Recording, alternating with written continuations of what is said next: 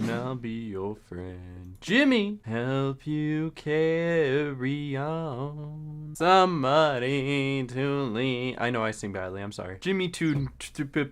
Sorry, let me restart. Shut up, catalog. It's not the same. Jimmy Toontron, Duck Genius. Back at it again, and I guess I'll go take a look at what he can buy, if anything, at this point. You know what I'm saying? He at least needs some shoes. I don't know. There's this whole debacle in the Toontown community on whether or not Toons should wear shoes, which is such an interesting thing to be split on, if you ask me. There's like bare feet elitists out there for some reason, which is such an odd take. Do you think the green would look good? What's your look like? I think the green would clash. I feel like that just wouldn't look good. You know what he can get though? That upgraded beanbank. Here we go, huge. And now he's broke again. Yeah, that seems about right. But Jimmy Toontron out here ready to take on Barnacle Boatyard. I'm excited for him. A new delivery's arrived. That was so fast, bro. Amazon got nothing on these Toon delivery drivers. These Toon delivery drivers are the equivalent of like those GTA 5 drivers that are just like spinning and flipping and twisting on everything.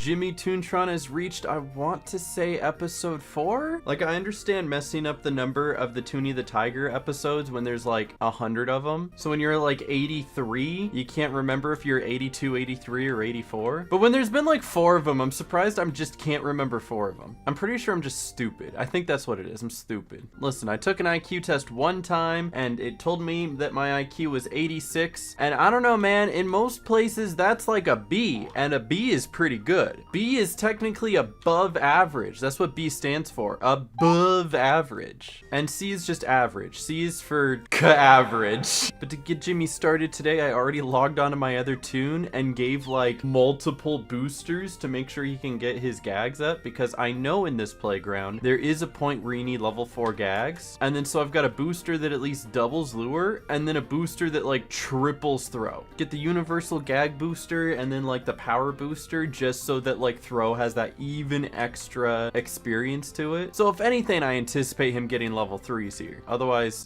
Jimmy Toontron's really gonna be struggling here. But first things first, we gotta go visit literally the worst Toon in all of Toontown, Barnacle Bessie. Bessie is a monster. But the reason people hate Barnacle Bessie, if you don't know, has to do with the kudos tasks, where Barnacle Bessie essentially just says that she bullies Rainmaker, and Rainmaker gets like really sad about it because she just wanted to be friends, but Bessie just kept dropping gags on her with no remorse. And so everyone's all like, sympathetic villain time. And they're like, Rainmaker, I'll be your friend. But if you try to be Rainmaker's friend, then she hits you with like a fat block on twitter.com. Which one is it? This one? Hello. Wait, I gotta go to Wade now. Wade Wilson, is this Deadpool? This guy right here? Kind of looks like Deadpool. So that's why everybody hates Barnacle Bessie. Even though in like TTR, she's like the best SOS, so everybody loves her there. But it just shows like the split personality of the games. TTR is very fundamental and friendly and recognizable, and Corporate Clash is a bully, but it's already been minutes and I've been rambling on and I haven't even addressed the elephant in the room. And no, I don't mean Mario, although that Nintendo Direct was kind of quirky if you ask me. Good Mario games were announced, looking forward to that. But if you can't tell and it isn't obvious, my overlay looks a little bit different. Just a little bit. It's a little homemade. So there's been a couple reasons surrounding why I haven't been doing a whole lot of streams or YouTube videos recently, and one of them has to do with the fact that my computer I mean, if you look in the previous Toonie the Tiger episodes, I've talked about how this computer's probably on its last legs as it is. It's so outdated. And it proved that to me the other day when I tried to turn it on, and it just didn't. It just didn't turn on. Bro, who is this guy? Who invited you? So it's tragic that it basically died on me, and I ran some diagnostics and I got a friend to take a second look at it, and then I got another friend to take a third look at it. And it turns out, at least for this hunk of junk here that I love so very dearly, yes I do, the thing that broke in it was the solid state drive, which if you know anything about hard drives and solid state drives and all of that jazz, that's like one of the more rare things to break in your computer. Yeah, that seems about right. Like a hard drive or an external hard drive, the ones with the actual discs where they're trying to like write by like scratching like a record scratch. those are generally more likely to break than your solid state drive. And yet somehow my solid state drive still got corrupted. And I have like a 3 terabyte external hard drive to kind of hold on to some stuff and have some backups and stuff. And so that's still intact. And plugging that back in, I still have all my games. I thankfully still have all my emulators and emulated games and stuff like that. But the sad story, the one thing that I really couldn't replace was my GFX. I have all my emotes on Twitch right now, but I better not delete them from there because I won't be able to re-upload them because those are gone. My overlay webcam box, gone. My intro screen, my outro screen, that outro that you see at the end of the video. Hope y'all enjoyed, and if you did, be sure to smash that like button. Gone. I could actually probably recover that just by downloading an old YouTube video and cutting it, but still gone. I have to like do the work to get it back. So the downside to that is that now all of my editing is going to take so much longer because all of my sound effects, all of my quirky transitions, all of my images, all of my green screens, just gone. I have a key for Sony Vegas, so I was able to get that back. Hey, good job, Jimmy, gosh, what is your name? I forget. Good job, dude. So although I did get Sony Vegas back, there is a lot of like little things inside of Sony Vegas that I've lost. Anything that I had is like a preset for crops or transitions or effects or even renders. I have to go through and like recreate the ability to render a video to make it look decent. Even on Toontown Corporate Clash, your settings are set in like a local file, and that was deleted. And now I need to remember to go into my settings and re-enable like Instalock, because as of right now, I don't have Instalock on and I keep forgetting and I hate it. Oh yeah, lock. God, I was just talking about it 2 seconds ago. It's been 2 seconds. I really need to like re-enable it. Doing it right now before I do anything else. Skip. Options. Automatic lock, always. Okay, thank goodness. I saved that preset. I now have like 12 beans left. I have 12 whole beans, bro.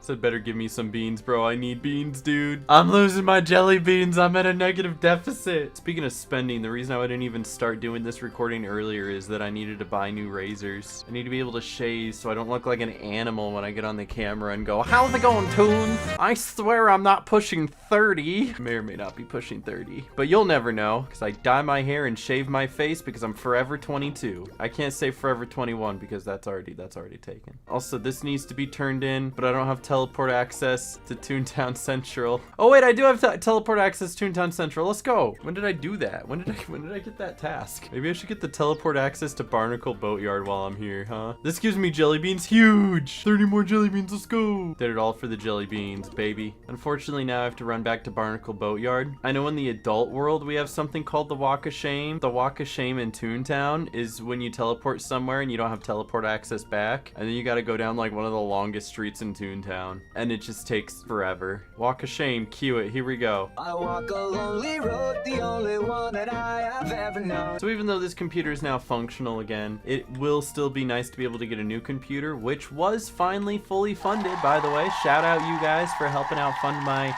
new PC. I did end up getting it before my birthday. Let's go. A couple of huge shout outs, first of all, to my friend Moons, who completed the final bit of what we needed for the PC. She put in like $250 to the GPU. Shout out my friend. And then also shout out my boy Noah, because he funded basically everything else. Like the other $800 worth of PC parts was like mostly him. I love you, Noah. And it's really weird too, because unlike every other part that once it's funded, it just ships to me, this one instead, like they just took the money and they're like, here, let's put it into your bank account and then you can buy the part. And I went, but why? And they're like, go island, you lend airplanes. Okay, I'll go do that real quick. Hold on. So I'm looking right now at like the pending transaction and it says it's scheduled for today and I don't have it yet. Where's my money? I feel like Batman in a dark room, the Joker smashing his head in, being like, where's my money? Is it this one? Yeah, it's that one. Okay. Map will show you where the side quests are, but it won't tell you like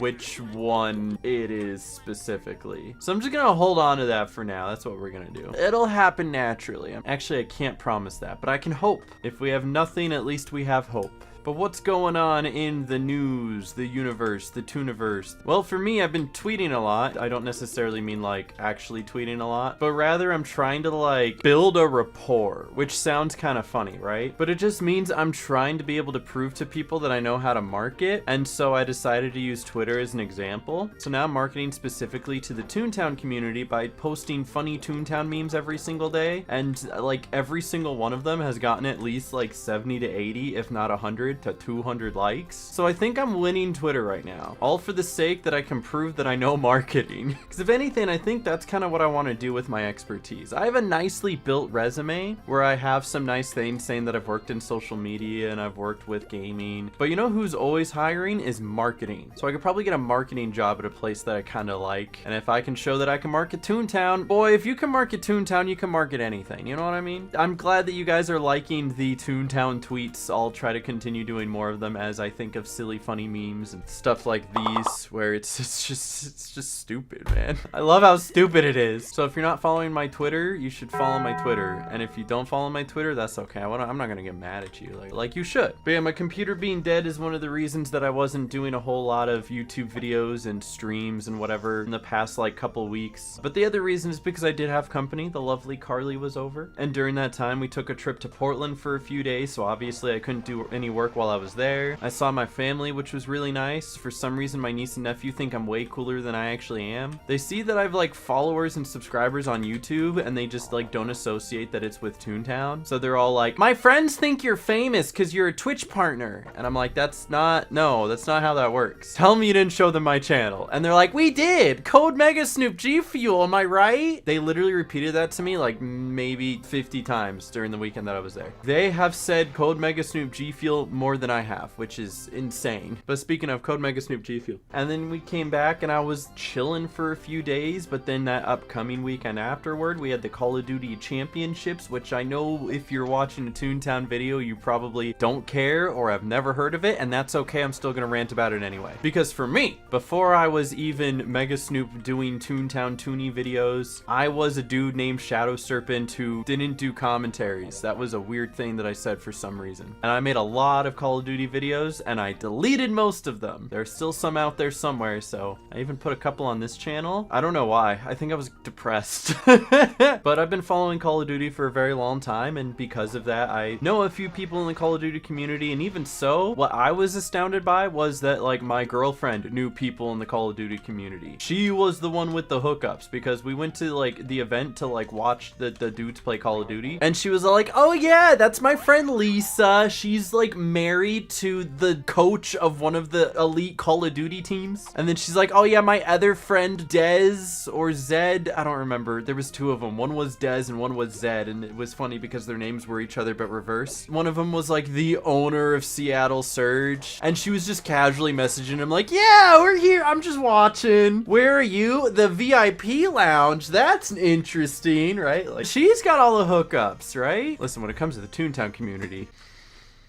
I still don't have the hookups. I sent something to Corporate Clash 2 months ago and they still haven't replied to me. But she's got some hookups. And Jimmy's got a brand new lure gag. Let's go! Oh, I gotta go back to the Toontown Central Playground now. Ugh. But I've been watching like the Call of Duty Pro League for like ever and ever and ever and ever and ever. And I do not have enough gags to win this fight, so I am going to run. Goodbye. Goodbye. Ever since I was like 15 or something, I've been watching the Call of Duty pros play like Black Ops 1 and MW3. And so tried and true from the beginning of my Call of Duty heritage, I've been an Optic fan. And this is proven through the several tweets I have of me being disappointed by Optic time and time again. And wouldn't you know it, we show up to Call of Duty Champs and we see the first Optic game and everybody is hyped to watch Optic, and then they lose. And they're just out of the tournament, and I'm like, well, what am I gonna do for the rest of the day? So we kept trying to find teams to cheer for, and then those teams kept losing, so we find another team to cheer for, and that team kept losing. Listen, in my heart of hearts, I love Clayster and I wanted him to win, but he didn't even make it to the tournament because his team just kind of didn't win. And then I wanted Optic and 100 Thieves to win, and they both just lost immediately. And then the only teams that were left were like Toronto Ultra, who has like the most cockiest zoomer kid in the whole league. and FaZe, which everybody is just, you know, FaZe is in a bad place right now. Let's just be fair about that. But then there was like one more team called the New York Subliners, and I liked the New York Subliners in the past because they had a couple players that I knew and liked, and those players have come and gone since then. But what I really like about them is their intro. While everybody else has these like really hardcore, we're meant to be taken seriously intros, the New York Subliners just look like a bunch of dudes who are just guys who are just dudes. We're just there for a good time, and they like lost initially 0-3 against the really cocky kids, and then came back and won 5-0, and oh man, that felt so good. I might have a video of that somewhere, but it's a little cringy because of how into it I get. Pressure mountain, have the young rookie.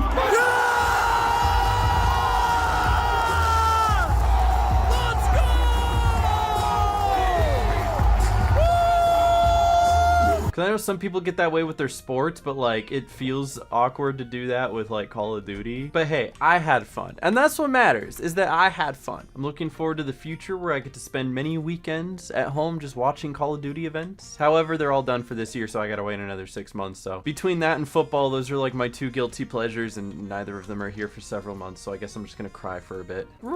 All right, what are we doing? Me too. Oh, double talkers, very cool. Let me go turn in these ones real quick. Wait, have I already been recording for almost half an hour? That's crazy. Hey, Jimmy's getting more jelly beans. Let's go, Jimmy. All right, Jimmy's no longer broke. He's just impoverished. But I still have like a whole handful of things to talk about, so let me like skim through these. Never mind, I have a rank up task, bro. What? Jimmy's got so much on his plate right now. He's doing so much. All right, go visit Travis, Jimmy, while I talk about other things. So there's a couple new movies in theaters that I saw. I don't know if I've done like a Toonie episode since I saw Spider-Verse, but that was a very, very, very good movie. Even more recently, I saw Elementals.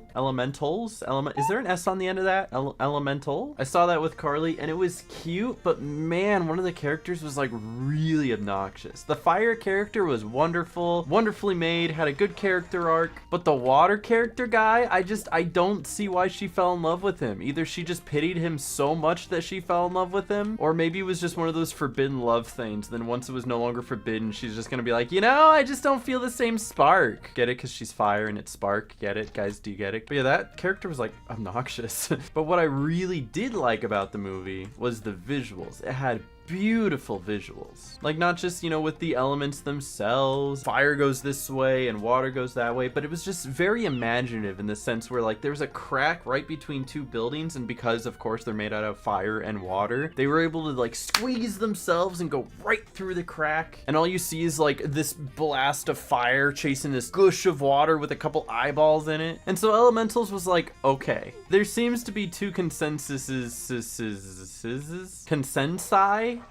That's not a word. There seems to be two different opinions on this movie. Either people absolutely adored it, or they thought it was super lackluster, because I have not heard anything in between. Except for me. I'm the one that's in between. Kind of like they were when they were in the crack in the wall. But Spider-Verse was so much better. Speaking of Spider-Verse, I'm going to squeeze this in at the end here. I was actually allowed to do a collab with G Fuel and Sony to be able to do like a short TikTok-ish video. And in exchange, they gave me a bunch of free G Fuel and compensation and stuff like that for the new Spider-Verse movie and the Spider-Verse flavor for G Fuel, which is delicious, by the way. This is not just me like blowing smoke or anything, or because they pay me or whatever. I think their strawberry guava flavor is probably one of their best flavors ever. I only have one can left, and it makes me very sad because I want a lot more. I need more. But the funniest thing about it, the short video that I made, I tried to make it a little Toontowny. I tried to make it a little silly and a little fun. And Sony, I guess, didn't really like the Toontown take, or maybe they didn't understand it, or they just didn't want any confusion between Toontown and Spider-Verse to think that they're related, because I guess they're not, obviously. So they kept giving me like constructive feedback, like, hey, could you change up the sound effect? Hey, could you change up the music? Hey, could you change up the whole part where there was Toontown in it? So what you see on Twitter was the final product after everything that they asked me to change and do. However, if I can dig it out of my Google Drive, I would love to show you guys the beginning product that I kind of threw together, so you can see like what a difference it was.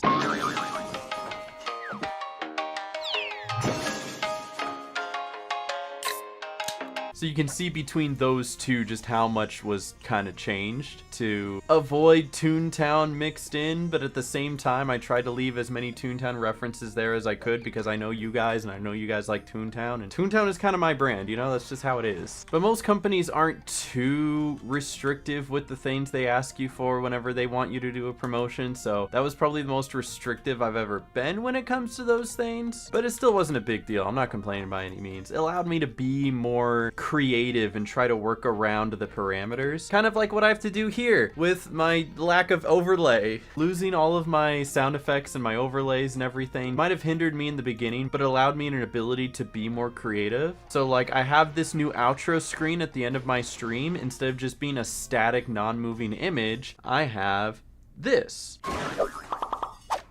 And it's moving and it's quirky and it looks cool, and I think it looks cool. So it's an opportunity to be able to try something new and different, and that's what I like to look at whenever I get one of these opportunities. That's not the only promotion I'm doing with G Fuel though. I should have a Crash Bandicoot stream soon-ish, so be on the lookout for when I stream Crash Bandicoot and be like, hey guys, I'm streaming Crash Bandicoot by G Fuel code Megasnoop. And last but not least, but actually pretty least, is the new update to Twitch where they decided to bring out super chats, where they were all like, hey, we have super chats now. I know we had bits and YouTube has super chats, and that's kind of been the give and take between our two platforms. However, now we have super chats, and we're like, why? And they're like, because we're gonna give you 70-30 split on it. And we're like, yeah, but we already kind of have that with bits, so why did we need super chats? And they're like, because YouTube is doing it. But also it's not actually 70-30 split because there's another 5% off the top from Twitch. That's kind of quirky, isn't it? Guys, Twitch is like dying right now. It's not a good place to be. Truth be told, with my final minutes in this episode, can I just be like forward with you guys? As a content creator, I love being able to be a content creator, but let me just give you a forewarning. Being a content creator is not necessarily just sit down and play video games and have fun and do whatever you want to do. There is a lot of marketing and data analysis that's involved. If I want to be able to maintain a steady income, I have to make sure that I'm catering to certain demographics, meaning I have to play a lot more Toontown, and I love Toontown, and that's great, but also sometimes it gets tiring. This isn't just a Toontown thing. You got to be able to cater to whatever your audience is or whatever's trending, and unfortunately a lot of the times bad things are trending and annoying people are the topics of conversation. So if anything, I'm truly blessed that I get to be in this niche of Toontown, because all I really need to do to be able to quote unquote stay above the curve is to talk about Toontown stuff with you guys, which is super easy and a lot more relaxing than trying to create drama or beef or do something that I genuinely don't want to do. And it's so tiring that that's the landscape that we're in, because if you try to go the route of doing whatever it is that you want to do, even if you put effort into it and attention to detail, it's probably not going to work out because you have to ride those algorithms. That's just the way it works. So if I take small little breaks, it's only because maybe I'm not in love with it as much now as I used to be. Maybe the burnout's catching up to me. Maybe I won't feel that way in a month and I'll be absolutely excited to hop back onto the grind again, but who knows? Timmy, let's go at least turn in this one and then see what they're going to yell at us for, and then I'll end the episode. So I definitely say content creation is probably one of the best jobs out there for sure, but if you want it to be a job, you do need to treat it like a job. And that's that dirty side of content creation they don't want to tell you about. But man, some of the biggest names in content creation have quit or taken a back seat because they just get tired of it. But hey, it beats working at McDonald's, am I right? Probably. Yeah, I'll go fishing next time, that's fine. That's gonna be it for Jimmy Toontron today. I hope you guys enjoyed the episode. Leave a like if you did, and until next time, Jimmy and I are signing out. Have a good one, everybody. Stay awesome, God bless, and peace.